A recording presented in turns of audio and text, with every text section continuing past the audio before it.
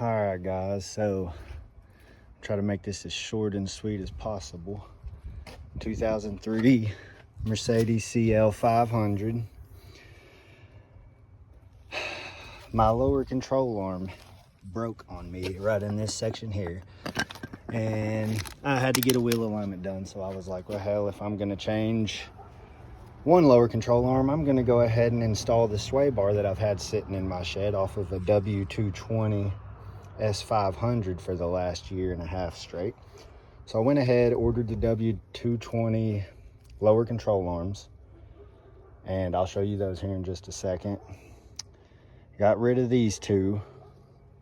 Not that bad of a job. There's other videos out there to cover how to install that. Just watch those. They'll tell you the torque specs and proper procedure of installing and all that.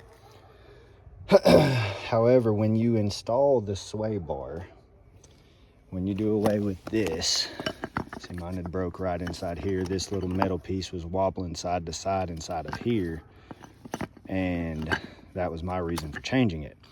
Now, when you go to install this sway bar, there's going to be two lines right here that go in the place of the sway bar. These two lines have to come out that run up into this piece that is attached on the passenger side of the car. While you're taking this out, there is a third line that actually, let's see if I can do this here, runs into this spot right here that looks like this on the end. This will connect right inside there. A little hard to do one-handed. Anyways, that'll screw into there. Both ends of this line have this same type of fitting on it. This end is smaller than the end, but this line right here will run over the transmission.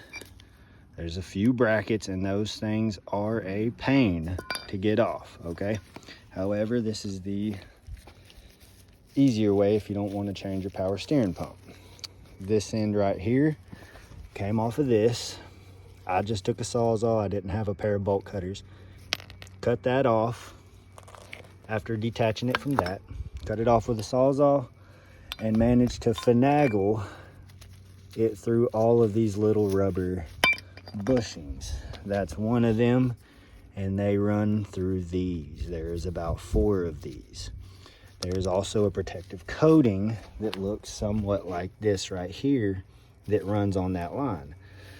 I managed to get that off of the rest of the line. Put you a little bit of grease over these metal fittings. Once you get it to where you can reach it, put you a little bit of grease over these metal fittings, and they will slide right through these, no fight. Okay, I learned that the hard way after a few hours. Anyways, this is that same line that I just showed you. This line right here that runs into this. This end is smaller than the end that goes directly into the back of the power steering pump. I don't know if you can see it right there. Right there's where it is. This is the line, runs straight into the back of the power steering pump. Okay, this is that same line. Keep that end, because that end cannot be damaged, or you cannot reuse this hose. That end is actually bigger than the other end, and the bolt will not work from the other end into the back of this pump.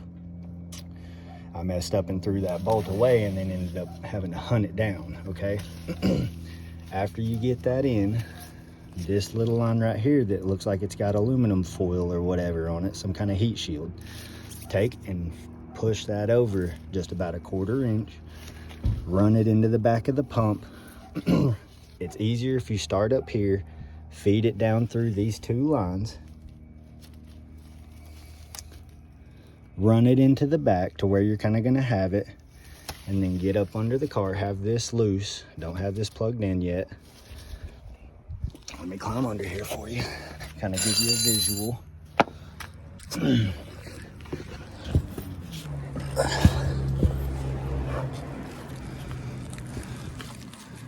See it right there?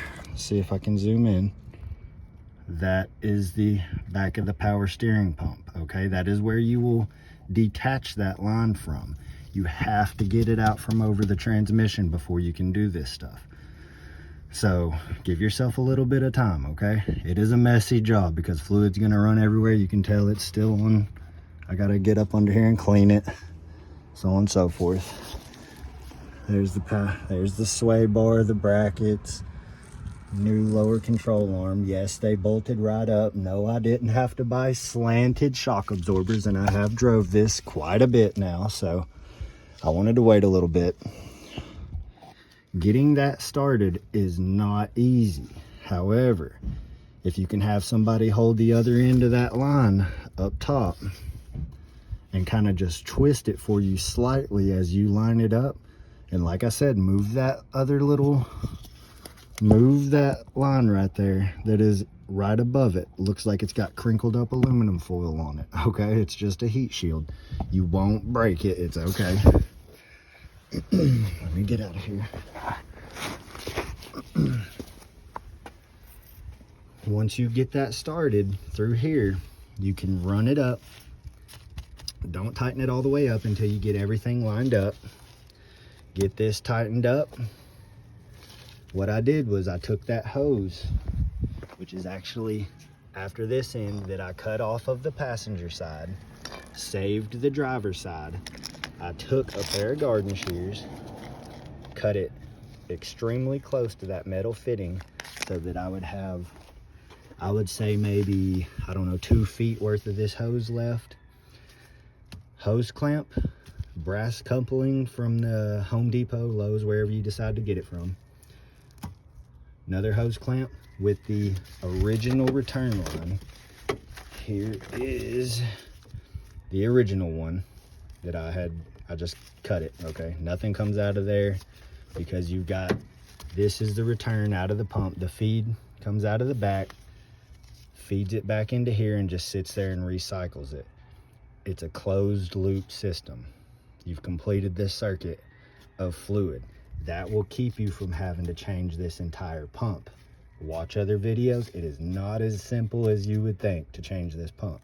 If your pump's good, do this that I'm showing you right here. I've drove this for about 3 days now.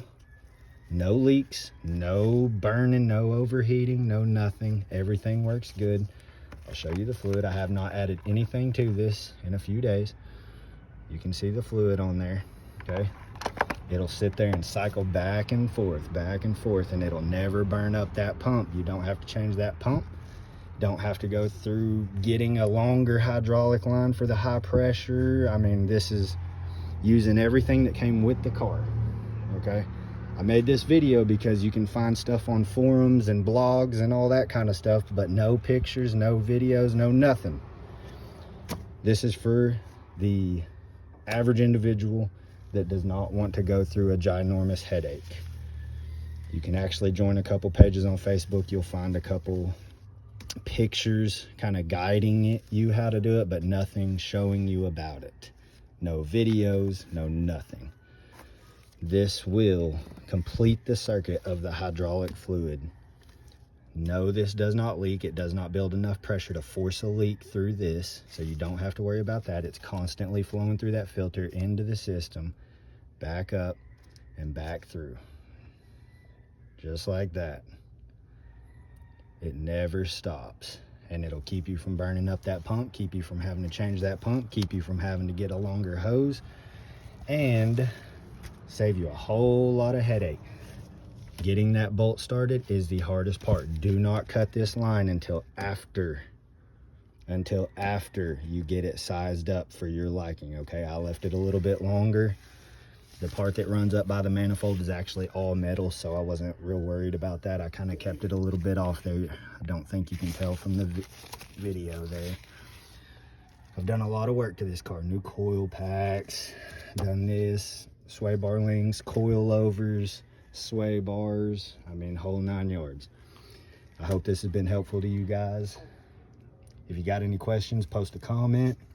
I do not do this full time. I just couldn't find anything about this, so I wanted to help somebody else out that might be trying to figure this out. This is for all tandem pump ABC hydraulic suspension Mercedes.